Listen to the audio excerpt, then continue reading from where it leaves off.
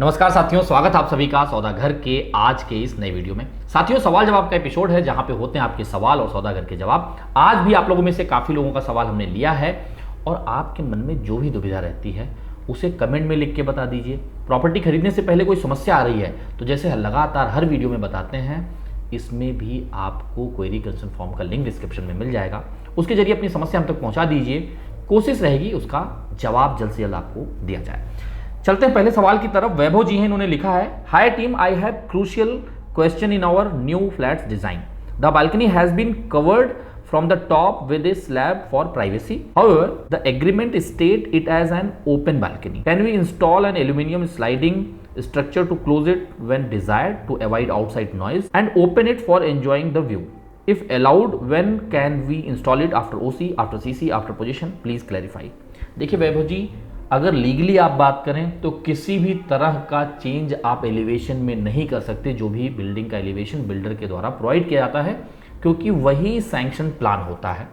और अगर आप इसे चाहे कवर करने की बात करें, आपके केस में तो ये कवर्ड है बाय डिफॉल्ट क्योंकि ये बैल्कनी है, लेकिन बहुत से ऐसी जगह पे हैं जहां टेरेसेस अल्टरनेट दिए जा रहे हैं या फिर ऊपर से कवर्ड नहीं है तो लोग कवर भी करते हैं। पर अगर लीगली देखें तो ये लीगल नहीं है। और जब भी आपका कंप्लीशन सर्टिफिकेट आता है, यानी इसके बाद ही आपका ओसी आता है, जो कि कॉर्पोरेशन या फिर पीएमआरडीए प्रोवाइड करती है, और इस ऑक्यूपेंसी सर्टिफिकेट में साफ लिखा होता है किसी भी तरह का आप अल्ट्रेशन नहीं कर सकते, और अगर अल्ट्रेशन करते हैं तो उसके हटाए जाने का जो कॉस्ट है वो भी आपको देना होगा। ये रही बात लीगल। यहाँ पे बात स्लाइडिंग की है, तो सबसे पहले तो आपको अपने सोसाइटी में जो कोऑपरेटिव हाउसिंग सोसाइटी बनेगी, उनके जो मेंबर्स होंगे उनके साथ खुला संवाद करना चाहिए, क्योंकि आपके जैसे ही और भी लोग होंगे जो ऐसा करने का प्लान बना रहे होंगे। आप उनके साथ डिस्कस करिए। अगर सोसाइटी अलाउ करती है तो वैसे कॉर्पोरेशन इन सब छोटी चीज़ों को तो चेक करने नहीं आती है। जब एक बार आपका सोसाइटी फॉर्म हो जाता है पोजीशन लेने के बाद, तो ये आप लोगों का इंटरनल मैटर हो जाता है जो लोग वहाँ पे रह रहे हैं, क्योंकि ये बहुत बड़ा फेरबदल नहीं है स्ट्रक्चर में। तो आपस में अगर सामान्यता बनती है तो इसे बिल्कुल आप कर सकते हैं। अगले सवाल की तरफ बढ़ते हैं। यदि आपको सवाल जवाब का एपिसोड पसंद आता है साथियों, तो लाइक शेयर करने के साथ साथ सब्सक्राइब जरूर करें। इससे हमें प्रोत्साहन मिलता है, और जितना ज़्यादा आप लोगों का लाइक और कमेंट होता है उतने ज़्यादा लोगों तक ये इन्फॉर्मेशन पहुँच पाता है। तो वह भी कहीं ना कहीं सबके लिए, जो भी बायर हैं या जो खरीदने का सोच रहे हैं या खरीद चुके हैं, उनके लिए अच्छा रहता है। तो पृथ्वी जी हैं, इन्होंने लिखा है, how long does the repair work during and after monsoon typically last. इनका ये जो कमेंट है ये आया है हमारे न्यूज़ पे, जो कि डेली आप लोगों को मिलता रहता है। उसे भी आप मेन पेज पे जाके सौदागर के यूट्यूब चैनल पे, या फिर आपको इंस्टाग्राम पे भी मिल जाता है, ट्विटर पे भी मिल जाता है, तो वहाँ पे जाके आप इसे एक्सेस कर सकते हैं। उस पर जो है पृथ्वी जी ने कमेंट किया है।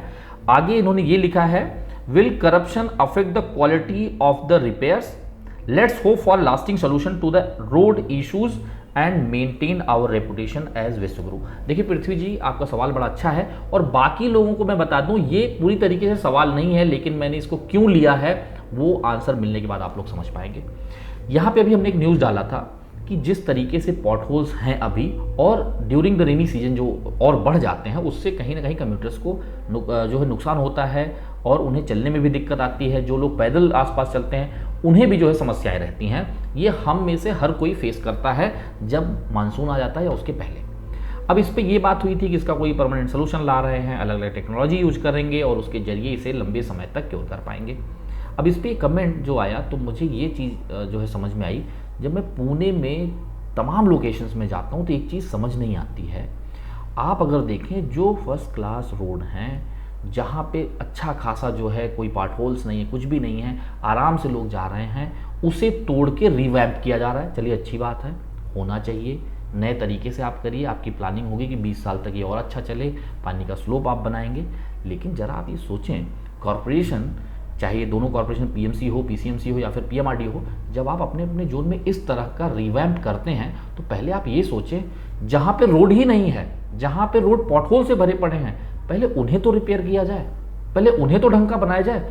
रेदर कि आप जो बने हुए रोड है उनको तोड़ के आप उसको और अच्छा बना रहे हैं। इससे क्या संकेत मिलता है? और ये एक जगह नहीं, तमाम लोकेशंस में आप लोगों ने देखा होगा, जो रोड अच्छे हैं उन्हें तोड़ के और अच्छा बनाया जा रहा है, और जहां रोड नहीं है उनकी हालत बद से बदतर होती जा रही है। तो कहीं ना कहीं इसमें प्लानिंग जो है साफ तरीके से दिखता है कि ढंग से नहीं किया जा रहा है। आपको ग्राउंड पे उतरिए, ये आप लोगों की जिम्मेवारी है। आखिर अगर आप लोग इस ट्रांसपेरेंसी के साथ चीज़ों को ग्राउंड पे आके नहीं देखेंगे तो आखिर नुकसान किसका हो रहा है? जो वहाँ पे रहने वाले हैं। और साथियों, आप लोगों से भी रिक्वेस्ट रहेगा, सोशल मीडिया के जरिए, अपने ट्विटर हैंडल के जरिए, चाहे हमें टैग करिए ना करिए, पर ये सारे इश्यूज आप अथॉरिटीज़ के सामने लाइए। ये रिस्पॉन्सिबल हैं, इनको आंसरेबल बनना पड़ेगा। इस तरीके से नहीं चलेगा कि आप जो फंड लगा रहे हैं, जहाँ पे चीज़ें सही हैं उसे तोड़ के आप और अच्छे के चक्कर में पड़ रहे हैं, और जहाँ कुछ है ही नहीं वहाँ पे काम ही नहीं हो रहा है, लोग परेशान हैं। और इसके चलते सबसे बड़ी दिक्कत सिर्फ चलने में नहीं, ट्रैफिक इश्यूज भी होते हैं। हर एक चौक पे जहाँ पे आप देखेंगे कि ट्रैफिक ज़्यादा हो रहा है, सिर्फ उसके पीछे कारण ट्रैफिक है ऐसा नहीं है। हर तरफ रोड पे, पुणे पे ट्रैफिक तो है ही, लेकिन अगर ये पॉटहोल्स हैं तो उसकी स्पीड कम हो जाती है ट्रैफिक में, जितने भी व्हीकल्स हैं, और उसके चलते और भी लंबा जाम लगता चला जाता है। और जब बरसात में ये चीज़ें और ज़्यादा एलिवेट होती हैं तो कहीं ना कहीं ये चीज़ें अथॉरिटीज़ के सामने लाना होगा, इन्हें जिम्मेदारी लेनी होगी, ग्राउंड सर्वे कराना होगा, जहाँ पे स्थिति खराब है पहले उसे सुधारना होगा, ना कि जो चीज़ अच्छी है उसे और अच्छा बनाया जाए। आगे चलते हैं, ग्रेसी जी हैं, इन्होंने लिखा है कन्वेंस डीड विदाउट CHS यानी कि cooperative housing society can be done और individual member can do the conveyance deed. Thanks. देखिए ग्रेसी जी, बड़ा अच्छा सवाल है। कन्वेंस डीड के बारे में हमने डिटेल वीडियो भी आप लोगों के सामने लाया हुआ है। पहली चीज़, जब कन्वेंस डीड किया जाता है तो ये कन्वेंस डीड होता क्या है, ये आप सब लोगों को पता होना बहुत ज़रूरी है। कन्वेंस डीड यानी कि जो आपका प्रोजेक्ट है, जिस लैंड पार्सल पे बना हुआ है, उसका पूरा राइट सोसाइटी के नाम पे आना चाहिए, आप लोगों के नाम पे आना चाहिए। अगर वो सोसाइटी का लैंड पार्सल विद बिल्डिंग्स आप लोगों के नाम पे नहीं है तो वहाँ पे फ्यूचर में आप कुछ भी एग्जीक्यूट नहीं कर पाएंगे। बढ़ा हुआ FSI भी वो यूज करेगा जिसके नाम पे वो लैंड पार्सल होगा। तो कन्वेंस डीड कुछ नहीं, बस इतना है कि जो उसकी पूरी राइट है वो आप लोगों को मिल जाती है। अब आप लोगों में से किसको मिल जाती है? कोई एक इंडिविजुअल तो ले नहीं सकता भाई, आप पूरे लैंड ओनर के मालिक कैसे हो सकते हैं? तो जाहिर सी बात है, सबसे पहले कोऑपरेटिव हाउसिंग सोसाइटी फॉर्म करना पड़ेगा, और ये फॉर्म करने के बाद आपको डेवलपर को रिक्वेस्ट देनी होगी कि वो आपके नाम पे, आपके सोसाइटी के नाम पे कन्वेंस डीड करें, यानी कि सारे राइट लैंड के प्रोजेक्ट के आप लोगों के नाम पे हो जाए, उस कोऑपरेटिव हाउसिंग सोसाइटी के नाम पे आ जाए। अगर डेवलपर नहीं मानता है, उसे मल्टीपल रिमाइंडर्स दें, इसके बावजूद भी नहीं होता है, तो फिर आप लोग डीम्ड कन्वेंस के लिए अप्लाई कर सकते हैं, जिसमें फिर पैनल बैठेगा और वहाँ पे जाके आपके फेवर में ही फैसला आना है। इसके लिए अलग अलग फीसेस भी लगते हैं, इसका अलग तरीका है। इसके लिए मैं आप सभी से रिक्वेस्ट करूँगा, ये वीडियो पूरा देख लें। जो हमने डिटेल वीडियो बनाया है जिसमें गणेश बोम्बले जी से हमने चर्चा की है, उसका लिंक डिस्क्रिप्शन में दे देंगे या फिर आई बटन पे चला देते हैं। एक बार आप लोग वीडियो ये पूरा खत्म हो जाने दीजिए, उसके बाद उसे देख लीजिए, आपको जानकारी मिल जाएगी। हर एक इंसान जो फ्लैट खरीद रहे हैं, बंगलो खरीद रहे हैं, विला खरीद रहे हैं, NA प्लॉट खरीद रहे हैं, उनको ये चीज़ समझना बहुत ज़रूरी हो जाता है, क्योंकि सिर्फ घर खरीद लेना, पैसे लगा देना ही आपकी जिम्मेदारी नहीं है।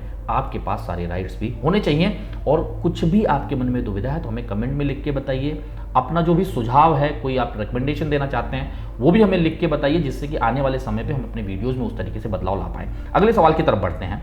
अविनाश तिवारी जी हैं, और ये सवाल नहीं है, अभी हमने कोशिश किया है कि आप लोगों में से जो तमाम जो है सजेशंस आते हैं उसे सब तक पहुंचाया जाए, जो कमेंट के रूप में आप लोग करते हैं। तो आपके अंदर भी अगर कोई सुझाव है इस तरीके से आपके मन में आया है तो उसे भी आप लिख के बता सकते हैं। इसमें अविनाश तिवारी जी का सुझाव जो है हमें काफ़ी अच्छा लगा, और कहीं ना कहीं इसे अप्लाई भी किया जाना चाहिए अथॉरिटीज़ के द्वारा। वो आप लोगों के सामने रखते हैं, हो सकता है कुछ चीज़ें जो है आगे पीछे हों।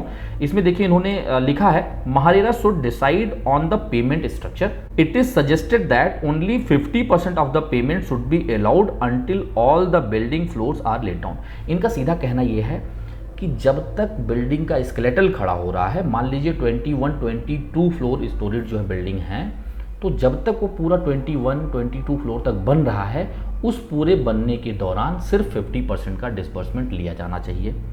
इसके आगे आप जो है लिख रहे हैं, then 10% should be given when the completion certificate, यानी कि CC कंप्लीशन सर्टिफिकेट इशू करता है आर्किटेक्ट, और ये कंप्लीशन सर्टिफिकेट आने के बाद इंस्पेक्शन करती है जो सैंक्शनिंग अथॉरिटी है, चाहे कॉर्पोरेशन चाहे PMRDA। उसके बाद ऑक्यूपेंसी सर्टिफिकेट मिलता है कि अब ये बिल्डिंग रहने के काबिल हैबिटेबल हो चुका है, तो CC आ जाए। फिर जब OC आए तो वहाँ पे 10% जो है आप बता रहे हैं कि लिया जाना चाहिए। उसके बाद 20% of the payment should be made upon the position of the flat. जब बिल्डिंग का पोजीशन, आपके फ्लैट का पोजीशन मिल रहा है, तब 20% लिया जाए, और remaining 10% hand ovarian of the amenities, ये आपने लिखा है। इसमें कुछ परसेंटेज इधर उधर किया जा सकता है, लेकिन ये सुझाव बड़ा अच्छा है कि जिसे हम लोग जो है एक तरीके से कंस्ट्रक्शन लिंक प्लान बोलते हैं, वो एक्चुअली कंस्ट्रक्शन लिंक प्लान होता ही नहीं जो अभी चल रहा है।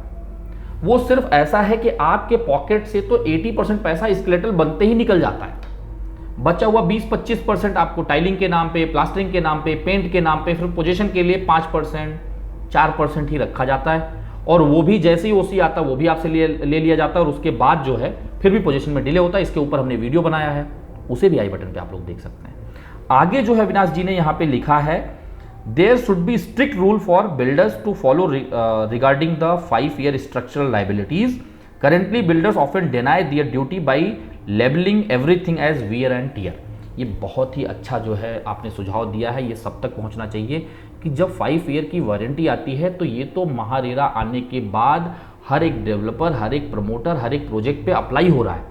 यानी कि जिस दिन से आपको पोजीशन मिल रहा है उसके 5 साल तक अगर कोई स्ट्रक्चरल प्रॉब्लम आती है, कोई ऐसी प्रॉब्लम है जो कंस्ट्रक्शन से लिंक्ड है कि कंस्ट्रक्शन को ढंग से नहीं किया गया है, क्वालिटी इशू है, तो उसको एड्रेस डेवलपर को करना होगा। यदि डेवलपर उसे एड्रेस नहीं कर पा रही है तो उसका कंपनसेशन भी अमाउंट में देना होगा।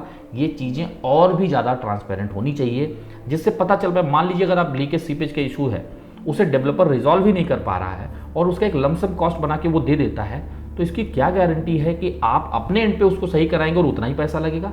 जिसने बनाया है, जिसके पास सारे प्लान हैं, वो अगर एड्रेस नहीं कर पा रहा तो आप कैसे एड्रेस करेंगे। ऐसे और तमाम प्रॉब्लम हो सकती हैं। तो ये सुझाव मुझे बड़ा अच्छा लगा अविनाश जी का। इसमें ये बिल्कुल महारेरा को जो है इस पर एक बार ध्यान देना चाहिए कि जो आपका पेमेंट है उसे समय के आधार पर भी आप कर सकते हैं।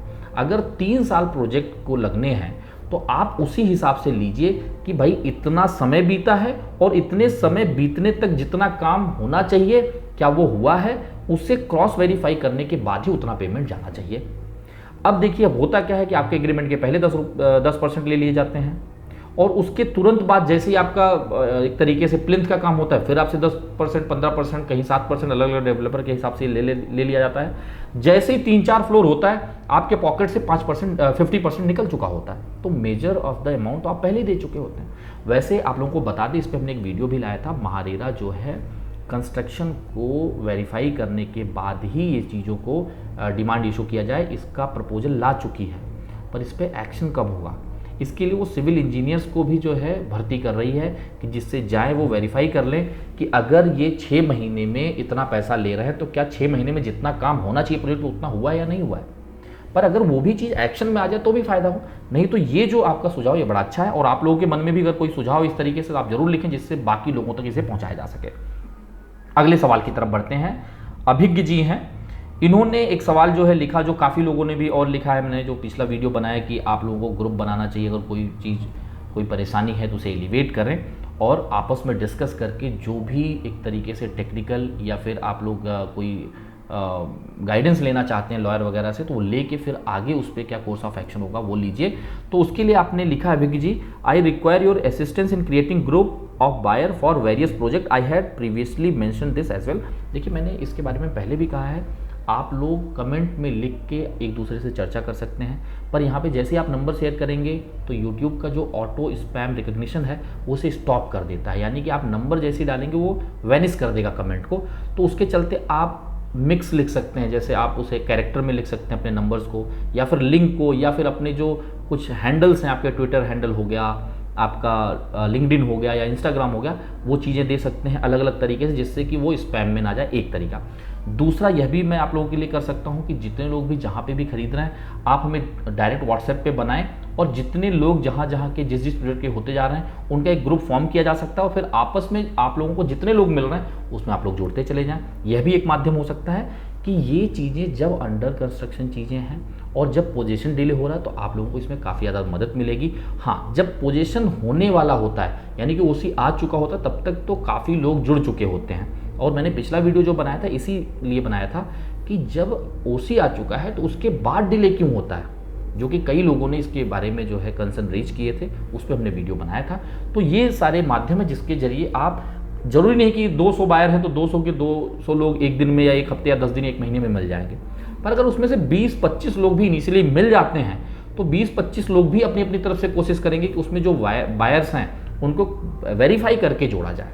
ऐसा ना हो कि जो बायर नहीं है वो भी जुड़ रहे हैं, डेवलपर के लोग ही उसमें जुड़ जा रहे हैं, जिससे आपका ही नुकसान हो जाएगा। आप लोग आपस में क्या प्लानिंग कर रहे हैं वो पहले ही जो है वहाँ तक चीज़ें पहुँच जाएंगी। तो इसके लिए हमेशा कोशिश करिए, या तो आप हमें बता सकते हैं व्हाट्सएप के जरिए, या आप लोग अपने जो जितने भी सोशल मीडिया हैंडल्स हैं उसे अलग तरीके से। नंबर डायरेक्ट शेयर करने से बचें, क्योंकि वो स्पैम में जाएगा, कोई फ़ायदा नहीं होगा। साथियों, आपके मन में कोई भी दुविधा हमें कमेंट में बताएं, अपना सजेशन भी दें। यदि प्रॉपर्टी खरीदने से पहले कोई भी समस्या आ रही तो उसे क्वेरी कंसर्न फॉर्म लिंक के जरिए हम तक पहुंचा सकते हैं। आशा करते हैं आप सभी को सौदागर का प्रयास पसंद आ रहा होगा। जल्द मिलेंगे एक नए वीडियो के साथ, एक नए इन्फॉर्मेशन के साथ। तब तक के लिए धन्यवाद, नमस्कार।